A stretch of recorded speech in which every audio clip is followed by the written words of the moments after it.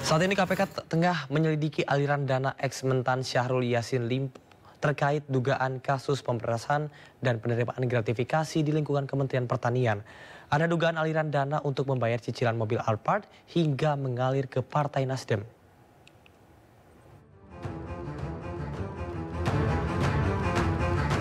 Komisi Pemberantasan Korupsi telah menetapkan mantan Menteri Pertanian Syahrul Yassin Limpo sebagai tersangka dalam dugaan kasus pemerasan dan penerimaan gratifikasi di lingkungan Kementerian Pertanian.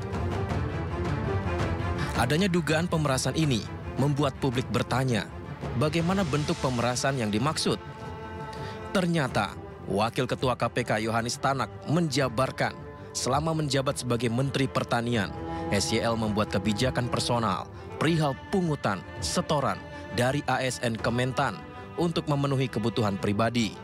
SYL memerintahkan bawahannya untuk mengumpulkan sejumlah uang di lingkup eselon 1 hingga sekretaris masing-masing eselon 1 dengan nilai 60 hingga 150 juta per bulan. Uang itu berasal dari realisasi anggaran Kementan yang telah di-markup dan para vendor yang mendapat proyek di Kementan. Dan uang setoran tersebut digunakan SYL untuk membayar cicilan kartu kredit dan cicilan mobil Alphard. Penggunaan uang oleh SYL yang juga diketahui KS dan MH antara lain untuk pembayaran cicilan kartu kredit dan cicilan pembelian mobil Alphard milik SYL. Tidak hanya itu, dana SYL juga diduga mengalir ke Partai Nasdem dan akan diselidiki oleh KPK. Bendahara Umum Partai Nasdem Ahmad Saroni membantah aliran dana tersebut untuk kebutuhan partai. Ia mengakui SYL hanya pernah mentransfer 20 juta rupiah ke fraksi Nasdem di DPR RI, tapi dipergunakan untuk dana bantuan bencana alam.